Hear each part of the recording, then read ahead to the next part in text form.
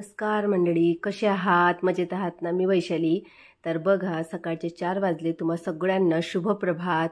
आणि आपली अभ्यासाची वेळ झाली.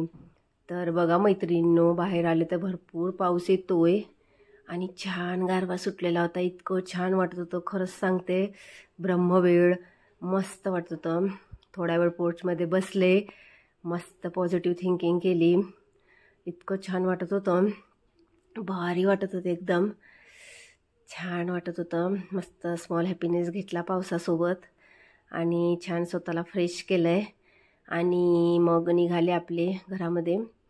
तर जेव्हा मी रूममध्ये आले ना, बघा माझ्या मुलांनी सगळं फैलवून ठेवलेलं आहे. कारण का रविवार, ते टीचर आणि स्टुडंट खेळले.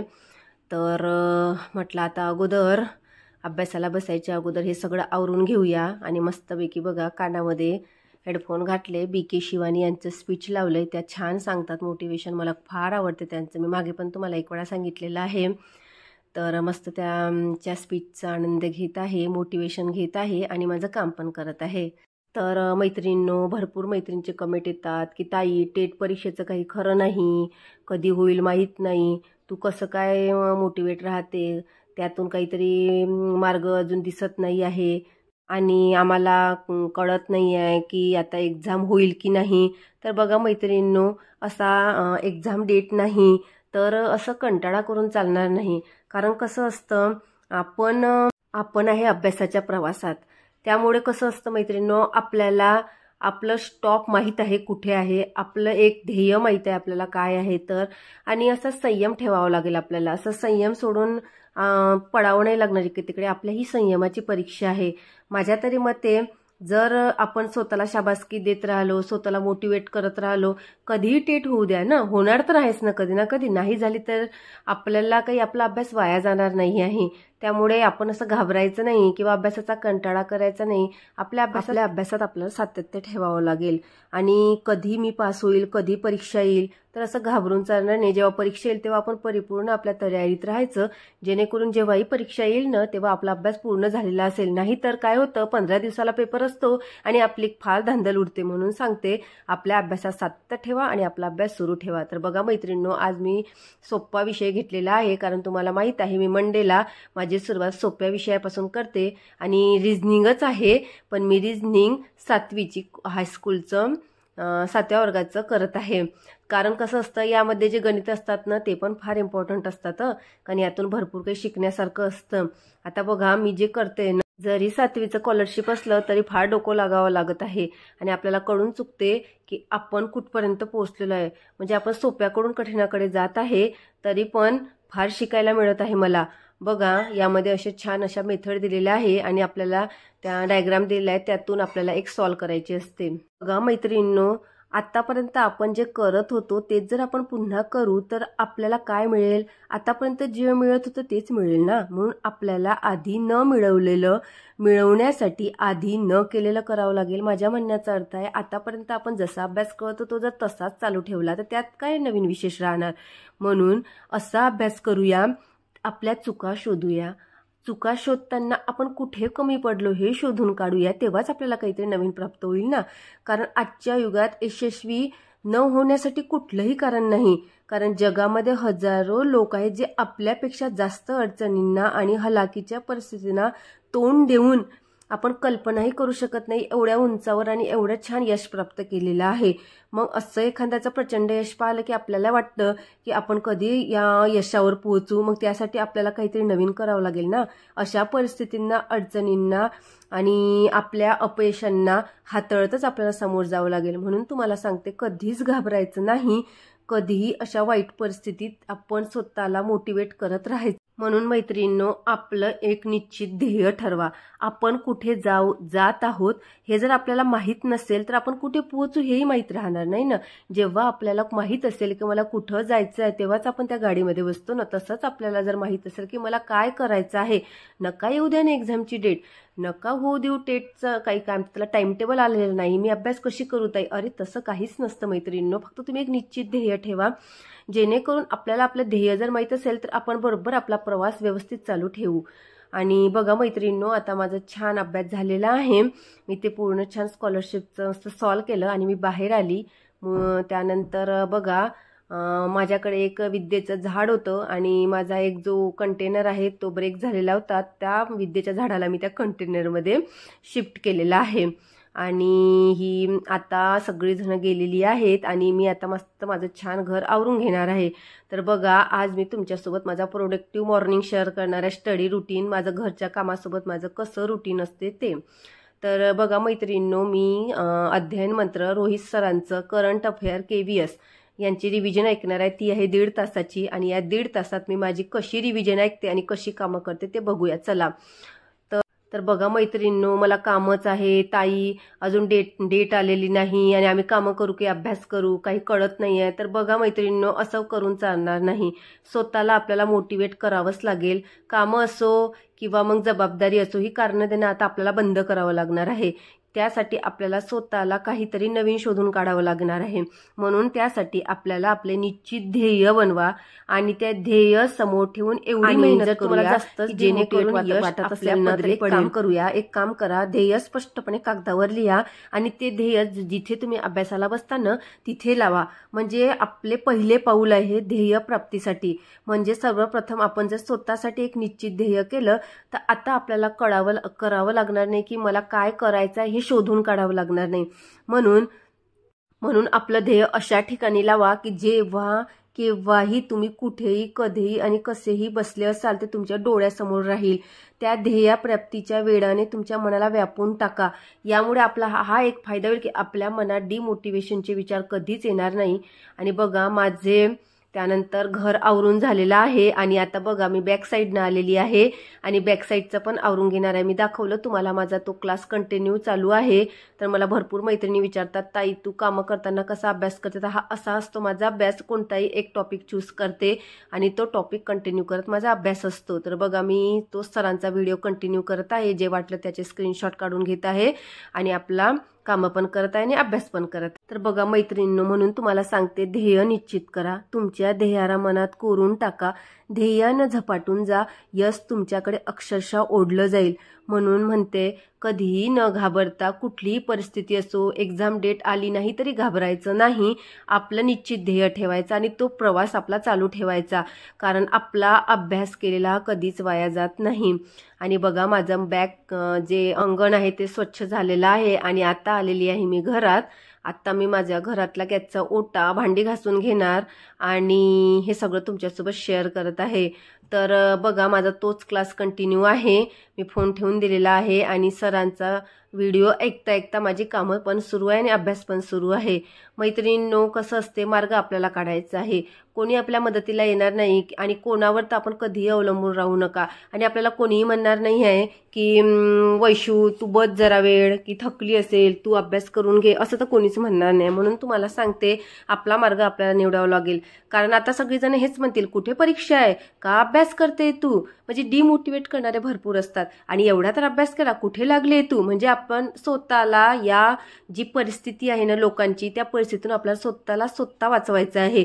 नाहीतर आपण जर त्या प्रश्नांचा ठीक आहे ना, नाही आहे एक्झाम डेट तर नाही करत मी अभ्यास, झालं मग काय होणार आहे आपलं. म्हणजे कसं आपण लोकांच्या म्हणण्यानुसार वागतो, म्हणजे त्यांचे गुलाम झालो ना. मग आपण त्यांचे गुलाम का व्हायचे? आपण स्वतःचा राजा बनूया ना. नाही एक्झाम डेट म्हणतायत ते आपल्याला, म्हणजे ते सांगतील तसं वागायचं आहे का? आपण तसं वागायचं नाही. आपला प्रवास आपण चालू ठेवायचा, आपलं ध्येय निश्चित करायचं.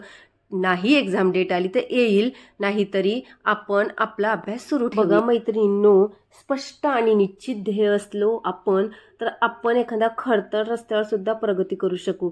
आणि जर आपल्याला ध्येयच नसेल तर आपण कितीही चांगला गुळगुळीत रस्ता असला ना तर आपण कुठेच पोहोचू शकणार. कारण आपल्याला माहीतच नसतं या गुळगुळीत रस्त्यावरून आपल्याला कुठे जायचं आहे. आणि रस्ता जरी ओबडधोबड असला, खडतर असला तरी आपल्याला माहीत असतं की समोर जायचं आहे आणि समोर माझं ध्येय आहे. आपण छान असा प्रवास व्यवस्थित करू आणि त्या ध्येयापर्यंत पोहोचू. म्हणून कधीही घाबरायचं नाही. कोणीही काहीही म्हटलं तरी आपला अभ्यास चालू ठेवायचा. तर बघा मी तुम्हाला दाखवते आहे, माझा अभ्यास कंटिन्यू आहे सुरू. आणि मी जे मला वाटते त्याचे स्क्रीनशॉट काढून ठेवते आणि जेव्हा रात्री तुम्हाला माहीत आहे मी जेव्हा अभ्यास करायला बसते ते स्क्रीनशॉट लिहून घेत असते. तर आता तर मैत्रिणींनो, एक्झाम डेट नाही म्हणून आपल्या भरपूर मैत्रिणी किंवा मी पण असो, आपण सगळेजण आपण खूप खचलेलो आहोत. कारण आपल्याला वाटते आता एक्झाम होईल की नाही, तर यासमोर आपण काय करायचं. तर त्यातून आपल्याला मार्ग काढावा लागेल, कारण आपली परिस्थिती आपल्याला बदलायची आहे. त्यासाठी आपल्या कोणी मदतीला येणार नाही आहे आणि अशा परिस्थितीत तर कोणीच येणार नाही आहे, कारण कोणालाच काहीही माहीत नाही आहे. त्यामुळे कोणाला विचारून काहीही फायदा नाही आहे. जे होईल त्याच्यासाठी आपण प्रत्येक जे आपलं टार्गेट आहे ते आपल्याला पूर्ण करावं लागेल. दुसरी गोष्ट, जेव्हाही एक्झाम येईल तेव्हा आपण परिपूर्ण राहायला हवं आणि त्याच्यासाठी आपल्याला अभ्यासात सातत्य राहावं लागेल किंवा ठेवावं लागेल. बघा मैत्रिणींनो, माझा 61वा प्रश्न चालू आहे सरांचा आणि माझी कामं पण होत आहे, सरांचं लेक्चर पण ऐकणं होत आहे. ते 1.5 तासाचं लेक्चर आहे. बघा मी कामं सुरू केली तेव्हापासून आता माझा 61वा प्रश्न सुरू आहे. आणि बघा माझा गॅसचा ओटा क्लीन झालेला आहे, भांडी पण घासणं झाली, बाहेरचं पण आवरणं झालं, घर पण आवरणं झालं. आणि आता मी बेडरूममध्ये जाणार, बेडरूम थोडी आवरून घेणार. आणि बघा फोन माझ्यासोबतच आहे, माझं कंटिन्यू लेक्चर ऐकणं चालू आहे. आणि असंच कामं करता करता मी माझा दररोजचा अभ्यास असतो आणि कसं असतं मग माझा अभ्यास पण होतो, छान वाटते.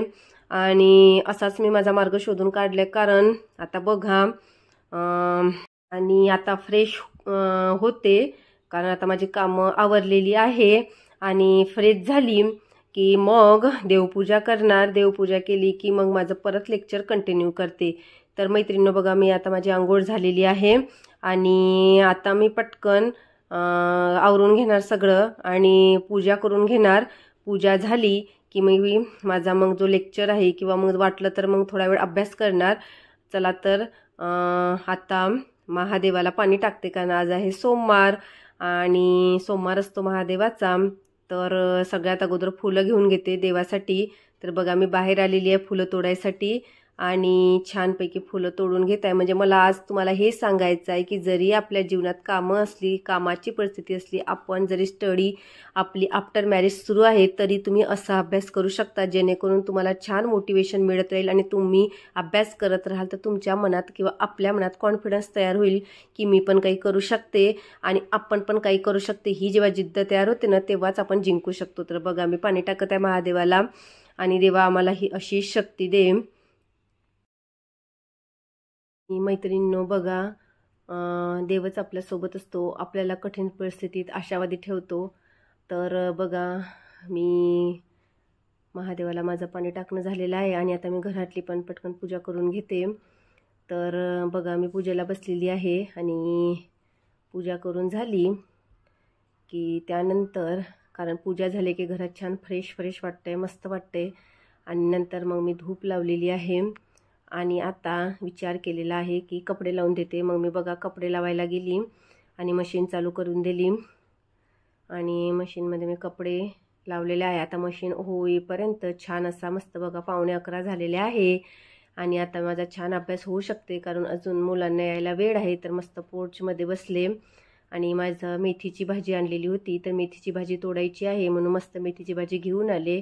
आणि आता माझे लेक्चर कंटिन्यू छान ऐकत मस्त माझा अभ्यास करणार आहे मी. आणि बुक पण घेऊन आले माझ्यासाठी एक, जर मला वाटलं तर तेव्हाच्या त्यावेळेस लगेच मी स्क्रीनशॉट लिहून घेते. तर बघा आता मी मेथीची भाजी पण तोडते आणि माझा अभ्यास पण करते. तर बघा मैत्रिणींनो, मी सरांचे जे लेक्चर आहेत आणि ते लेक्चर पण मी सोपं घेतलेलं आहे जी केचं. म्हणजे कानावर बघा सर शिकवत आहेत ना, तर जी के म्हणजे जेवढंही आपल्या ऑलिम्पिकमधलं असो काही नॉलेज किंवा मग काहीतरी काय म्हणतात त्याला आपलं इंडियाविषयी असो किंवा जगातल्या विषयी असो ते नॉलेज असतं. ते कसं आपण एक वेळ आपल्या कानावर जर पडलं ना, आपल्या ऑप्शनमध्ये ते पर्याय दिसलं तर आपल्याला व्यवस्थित लक्षात राहते की हो हे मी कुठेतरी ऐकलेलं होतं आणि बरोबर क्लिक होतं ना आपण लिहितो. म्हणून अशा वेळेस असा अभ्यास करायचा. आणि सकाळी आज मंडे असल्यामुळे पण मी सोपाच विषय घेतला, म्हणजे रिझनिंगच होतं पण सोपे घटक आणि खालच्या वर्गाचं घेतलं. त्यामुळे कसं आपल्या वीकली जी सुरुवात असते ती छान आणि सोप्या पद्धतीने होते आणि आपला अभ्यासाचं जे नियोजन आहे ते स्मार्ट पद्धतीने आणि छान होतं. आपण मोटिवेट राहतो की माझा अभ्यास छान होत आहे. आपण काय करतोय अगोदरच घाबरून जातो, एवढे मोठे भले घटक आहेत, एवढा मोठा टेटचा अभ्यास आहे मी कसा करेल किंवा एवढं मोठं MPSCचं सिलेबस आहे मी कसा पूर्ण करेल. तर असं कधीच घाबरायचं नाही. त्याचे छोटे छोटे स्लॉट बनवा जेणेकरून टेटचा अभ्यास असो, KVSचा अभ्यास अभ्यास असो की MPSCचा अभ्यास बसो, भला मोठा अभ्यास असा डोळ्यासमोर कधीच आणायचा नाही. अभ्यास कधी हा शॉर्टकट किंवा शॉर्टकट नाही सॉरी त्याला काय म्हणतात, असं छोट्या छोट्या विभागात विभागला जाईल अशा पद्धतीनं आपण त्याला बघायचं. म्हणजे छोटे छोटे घटक घ्यायचे. आज मला फक्त हा टॉपिक पूर्ण करायचा, तेवढाच डोळ्यासमोर ठेवायचा. म्हणजे आपण आपली हिंमत हरणार नाही आणि आपण जर टॉपिक पूर्ण केलं तर आपण स्वतःला शाबासकी देऊया, वा मी आज किती छान अभ्यास केला आहे ना. त्यामुळे आपण स्वतःला मोटिवेट ठेवू शकू.